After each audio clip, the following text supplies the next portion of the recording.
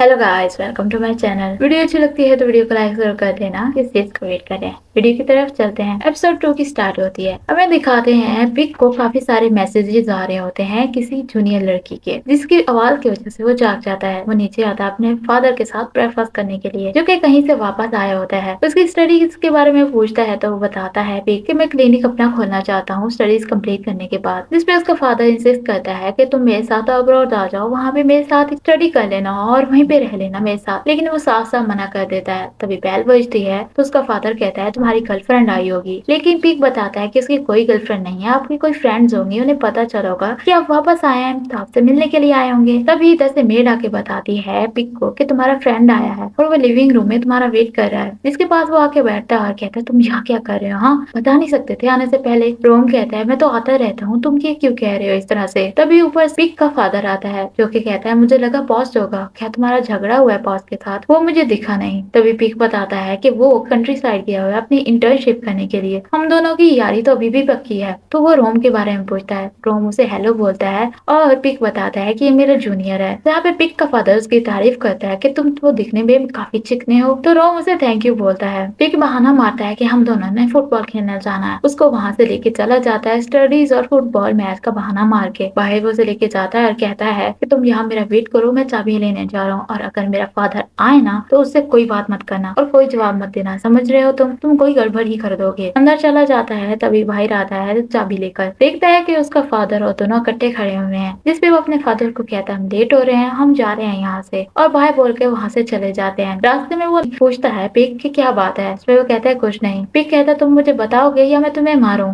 तो तभी वो बताता है कि मैंने तुम्हारे फादर को बताया कि हम दोनों डेट कर रहे हैं। जिसपे पिक बाहर उतरता है और उसको उतार कर कहता है तुमने मेरे फादर को ये क्यों कहा। तो आगे से वो कहता है क्यों, इसमें गलत किया है। पिक कहता है हम दोनों डेट कब से करने लगे। तुम कहता हाँ तुमने कभी नहीं कहा, लेकिन उस दिन मैंने तुमसे पूछा था कि हम दोनों ऑफिशियल है कि नहीं, तुमने कोई जवाब नहीं दिया था। क्या तुम्हारा जवाब यही है कि हम दोनों डेट नहीं कर रहे हैं। जिसपे पिक कहता है हाँ अब तुम्हें क्लियर हो गया ना, मैं एक स्ट्रेट हूँ और हम दोनों के बीच कुछ भी नहीं चल रहा, समझ रहे हो तुम। उसका गिरबान पकड़ लेता है जिसपे रोम को काफी हर्ट होता है और वो रोते हुए वहाँ से चला जाता है। पिक को भी काफी बुरा लगता है। ईमा बैठी होती है, उसके पास नाइट आता है। उससे पूछता है तुम अकेले क्यों बैठी हुई हो। तो ईमा पूछती है तुम यहाँ पे क्या कर रहे हो। तभी वो बताता है मुझे ओ ने इस साइड पे बुलाया था, हम दोनों जाने वाले हैं ना, तो उसने मुझे यहाँ पे वेट करने को कहा, मैंने तुम्हें देखा तो मैं यहाँ पे आ गया। उससे पूछ कर वहाँ पे बैठ जाता है। नाइट पूछता है कि तुम इस साइड पे क्यों आई हो, ये तो तुम्हारी फैकल्टी से काफी दूर है। तो वो बताती है यहाँ पे मेरा बॉयफ्रेंड स्टडी करता है और नाइट को पता चल जाता है कि उसका भी पता कटने वाला है। तभी नाइट बताता है वो और मैं दोनों जा रहे हैं रेस्टोरेंट, तुम हमें ज्वाइन करना चाहोगी। लेकिन उसे याद आता है कि ईमा का तो बॉयफ्रेंड है। तो उसे कहता है तुम्हारे प्लान्स होंगे उसके साथ तो तुम उसके साथ चली जाना। तभी वहाँ से वो जाने लगता है। उसे याद आता है कि उसे बताना था कि उसने पुलिस स्टेशन में कंप्लेन लिखवाई थी, उसके बारे में कोई रिपोर्ट मिलेगी तो उसे बता देगा। ईमा से थैंक यू बोलती है और बताती है कि उसने नया मोबाइल लिया है तो वो उसका नंबर दे दे पुलिस स्टेशन में, और उसे अपना नंबर देने के लिए मोबाइल मांगती है। वो उसे अपना नंबर देती है और ये सब कुछ वो छुप के देख रहा होता है। वहाँ से वो चला जाता है। तभी उसे ओ की कॉल आती है जो कि उसे बताता है कि मैं तुमसे अभी नहीं मिल पाऊंगा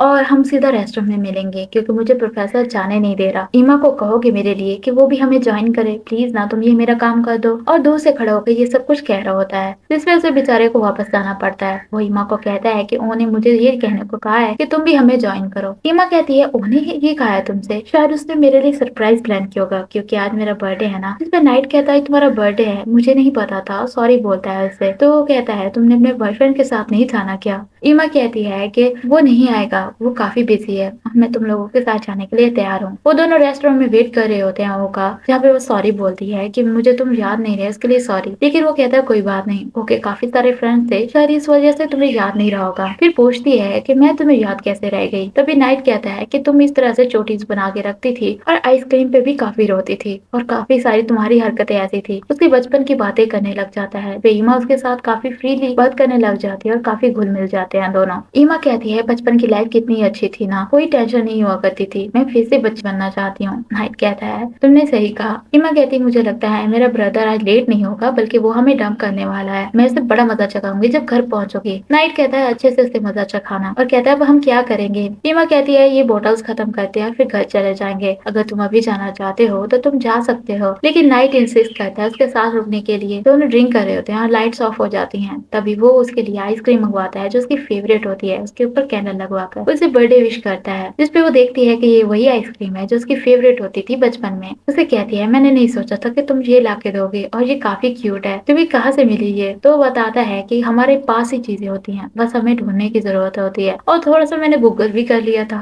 जिसपे वो दोनों हंसते हैं। उसे थैंक यू बोलती है। ईमा को शक होता है तो कहती है तुम मुझे लाइक करते हो ना। हमें पॉज दिखाते हैं जो कि वेट कर रहा होता है ईमा के रिप्लाई का, लेकिन कोई रिप्लाई ही नहीं करती। नाइट काफी सीरियस होता है तो ईमा कहती है कोई अपने फ्रेंड की बहन के लिए तो इतना सब कुछ नहीं करेगा, मुझे ऐसा क्यों लगता है? तुम मुझे लाइक करते हो लेकिन मेरा बॉयफ्रेंड है पहले से। तो नाइट कहता है और मुझे ये भी पता है कि तुम अपने बॉयफ्रेंड से बहुत प्यार करती हो, तो हम एज अ फ्रेंड ड्रिंक कर लेते हैं, जिसपे वो दोनों ड्रिंक करते हैं। ईमा काफी ड्रंक हो जाती है तो नाइट उसे छोड़ने के लिए जा रहा होता है। जहाँ पे ईमा के मोबाइल बजने लग जाता है तो वो कॉल पिक करता है कि ओ होता है। ओ को वो डांटता है कि तुम आए क्यों नहीं, और कहता है डोर ओपन करो, हम पहुंचने ही वाले हैं। वो उसे अंदर लेके आता है और तभी उसे मैसेजेस की आवाज सुनाई देती है। जब वो देखता है तो वो पॉज के मैसेज होते हैं, तो वो उसके मोबाइल को ऑफ कर देता है और उसे हैप्पी बर्थडे सिस्टर बोल के वहाँ से चला जाता है। पॉज अभी भी वेट कर रहा होता है उसके रिप्लाई का, जिसपे वो रिप्लाई नहीं करती। तो उसे फिर से विश करता है, सॉरी बोलता है कि मैं तुम्हारे पास वहाँ पे नहीं हूँ। उसे कॉल भी पिक करता है लेकिन उसका नंबर बंद आ रहा होता है और वो काफी सैड हुआ बैठा होता है। पिक उठता है और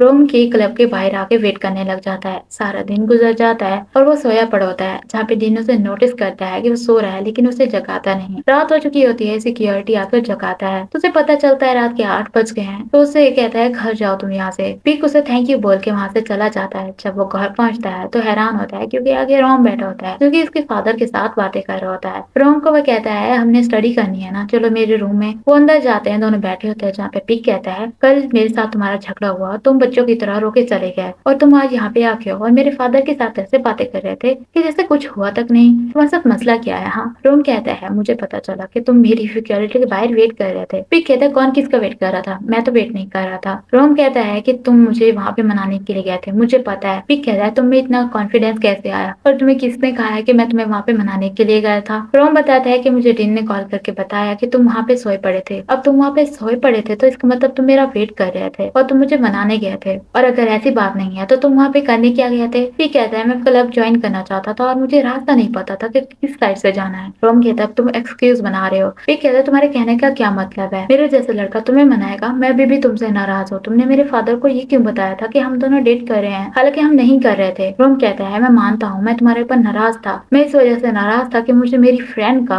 बर्थडे भूल गया हमारे रिलेशनशिप को टाइम देने के चक्कर में। अब मैं तुमसे नाराज नहीं हूँ क्योंकि हम दोनों एक दूसरे को प्यार करते हैं ना, तो हम दोनों को एक दूसरे को समझना चाहिए। फिर कहता तुम ये क्या कह रहे हो? हाँ, अगर तुमने फिर एक बार और कहा ना तो मैं तुम्हें ऐसा धक्का दूंगा कि तुम जमीन को चाटने लग जाओगे, और ऐसी बातें करना बंद करो। जहाँ पे रोम बताता है कि मैंने तुम्हारे फादर को कुछ भी नहीं बताया था, मैं तो बस तुम्हें टेस्ट कर रहा था कि तुम किस तरह से फील करते हो। फिर कहता है तुम ये क्या कह रहे हो? रोम कहता है मैं तुम्हें फोर्स नहीं करना चाहता, मैं तब तक वेट करूंगा जब तुम खुद आके मुझे नहीं कहोगे कि तुम मुझसे प्यार करते हो, और हम ऑफिशियल डेट करेंगे अब। और मैं फिर से किसी दिन तुमसे पूछूंगा और शायद उस दिन तुम दिल से जवाब दो कि तुम मेरे बॉयफ्रेंड बनना चाहते हो। उसके करीब जाने लगता है। पिक को लगता है वो उसे किस करने वाला है, लेकिन रोम उसे गुड नाइट बोल के वहाँ से चला जाता है। पिक को मैसेजेस आ रहे होते हैं उसी जूनियर लड़की के, लेकिन वो उसे इग्नोर कर रहा होता है। फ्रेंड पॉस को सारे पोस्टर्स दिखाती है जो कि उसके हॉस्पिटल को ले गए होते हैं, और कहती है ये सारे मैं कंट्री साइड पे लगाऊंगी और तुम अपना काम फिनिश कर लो। जिसपे पॉस उसकी काफी तारीफ करता है और पूछता है इतने सारे तुमने क्यों बनवाए हैं, हम इंटरनेट पे भी तो पोस्ट कर सकते थे। तभी फ्रेंड बताती है कि इस साइड पे लोग इतना इंटरनेट नहीं यूज करते, तुम्हें पता है ना,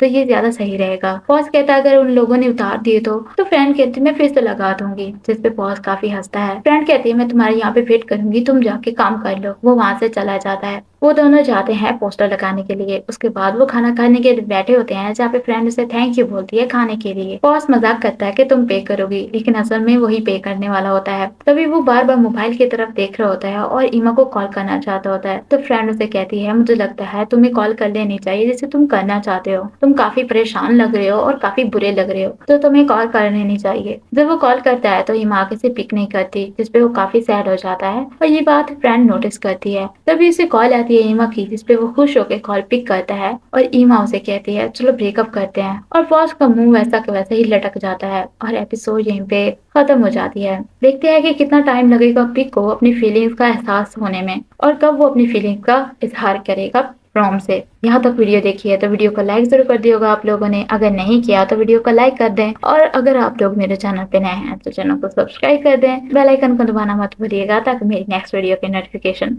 आपको मिल सके। Thanks for watching.